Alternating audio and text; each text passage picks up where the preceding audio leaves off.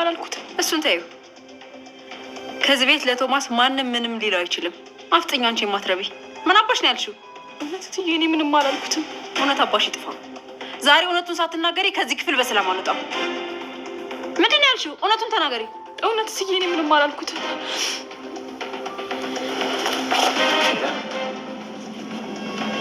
እንዴ ለምን ወደዚህ መጣ? ተጨንቄ እየጠበኩሽ እኮ በዛው ቀረሽ። ቆይ ምን እየተፈጠረ ነው? ደህና ነሽ? ደህና ነኝ። ምን እያወራችሁ ነበር የተፋጠጣችሁት? እንትን አይ ቶሚ ሲወጣ የተሸዋሉ ምናምን ብዬ እየጠየኳት ነበር። መልስ ከአንቺ አልፈልግም። የጠየኩት እሷን ታያለህ። ዋጋህን ነው የምሰጥህ። እትዬ እንዳለችው ነው። አይቼው ከነበረ እየጠየቀች ነው። እርግጠኛ ነሽ እንደዛ ነው? አዎ እንደዛ ነው። አዎ እኮ መጀመሪያም እኮ ነግሬህ ነበር።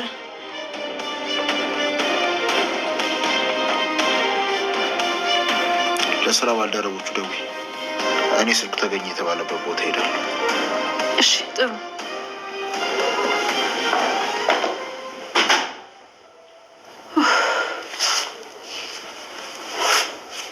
እንግዳ ተከታታይ ድራማ በክፍል እንግዲህ በ21 ላይ ፓርት ላይ ማለት ነው። ሁላችንም በጉጉት እየጠበቅነው እንገኛለን።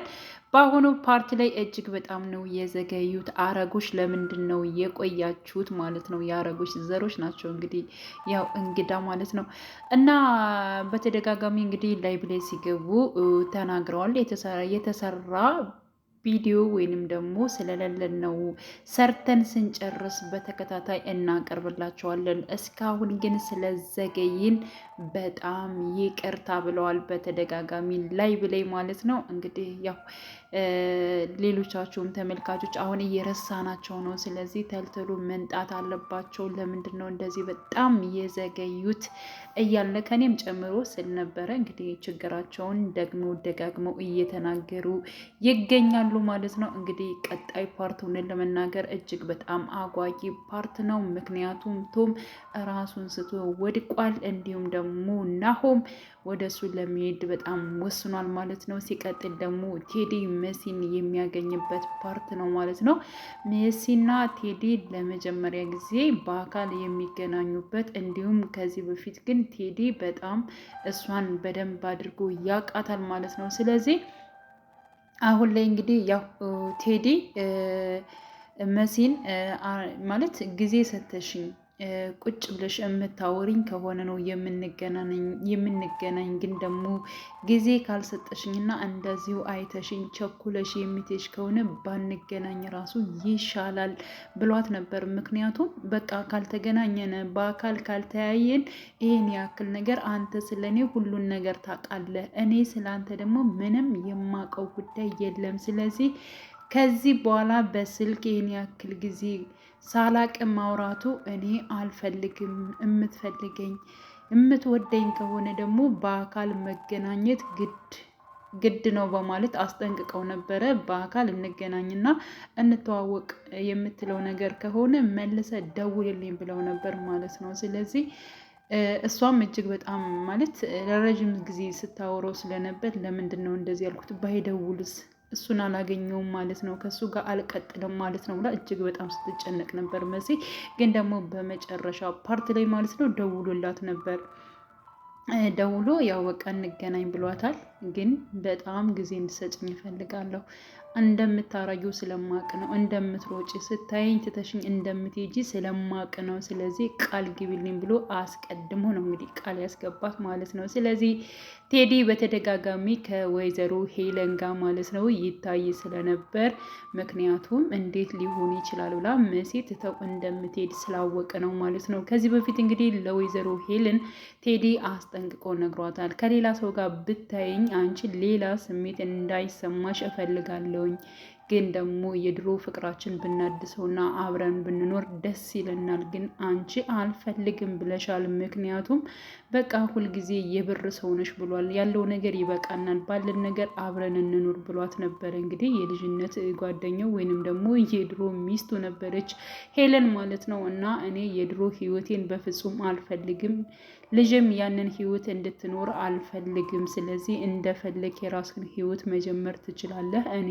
አልፈልግም ብለዋለች ማለት ነው። ስለዚህ ከቶም ጋር በመቀጠልና የቶም የሆነ ነገርን ወደ ራሷ ለማድረግ እንዲሁም ደግሞ ለልጇ ብቻ መኖር እንደምትፈልግ ነው እንግዲህ ወይዘሮ ሄለን ለቴዲ እየተናገረችው ማለት ነው። ቴዲም አንቺ የራስሽን ህይወት ስትኖሪ እኔም ደግሞ የራሴ ህይወት ያስፈልገኛል፣ እጀምራለሁ። ከዚህ በኋላ እኔና አንቺን የሚያገናኝን አንድና አንድ ስራ ብቻ ነው በማለት እንግዲህ አስጠንቅቋታል ማለት ነው። እና ስለ ስራ ጉዳይ ነው የሚገናኙት የሚደዋወሉት፣ ከዚያ ውጭ አይተዋወቁም እንደማለት ነው ማለት ነው። እና የሆነ ነገር ሲገጥማት ራሱ ቴዲ እንደዚህ ብሎኛል ምናምን ስትለው እሱ እኔ አይመለከተኝም፣ ስለ ስራ ብቻ ነው ከኔ ጋር የምትደውይው በማለትም ደግሞ ደጋግሞ ቴዲ አስጠንቅቋታል ማለት ነው። ስለዚህ አሁን ላይ ማለት ነው መሲ እውነቱን ማለት ነው ስታቅ ምን ልታደርግ ትችላለች? ምክንያቱም ቴዲ ጋር አብራ እንደምንሰራ ሄለን እንግዲህ ትጠረጥራለች ማለት ነው። እና ያለውን ሁኔታ በእርግጠኝነት ማለት ነው ሄለንን ሊበቀልላት ሊችል ይሆናል። ወይንም ደግሞ መሲ በጣም ብዙ ውስጥ ነው ያለችው፣ ውጥንቅጥ ውስጥ ነው ያለችው። ምክንያቱም ያው የመሲ እህት ራሷ ኑኑ ስለሆነች ኑኑንም ይታደጋታል ብዬ አስባለሁ ማለት ነው ቴዲ ማለት ነው። እንዲሁም ደግሞ የመሲን ቤተሰቦች በሙሉ የሚታደጋቸው ይሆናል፣ ከሷ ጎን ይቆማል። ምክንያቱም ወይዘሮ ሄለን መሲን ለማጥፋት እጅግ በጣም እየጣረች ትገኛለች ማለት ነው። ስለዚህ እሱ ደግሞ በብዙ ነገር ሊጠብቃት ይችላል፣ ከሷ ጎን ይቆማል የሚል ሀሳብ አለኝ። ያ ማለት እንግዲህ ያው ከወይዘሮ ሄለን መንጋጋ ፈንቅሎ ሊያወጣቸው ይችላል የእሷን ቤተሰቦች ብዬ አስባለሁኝ።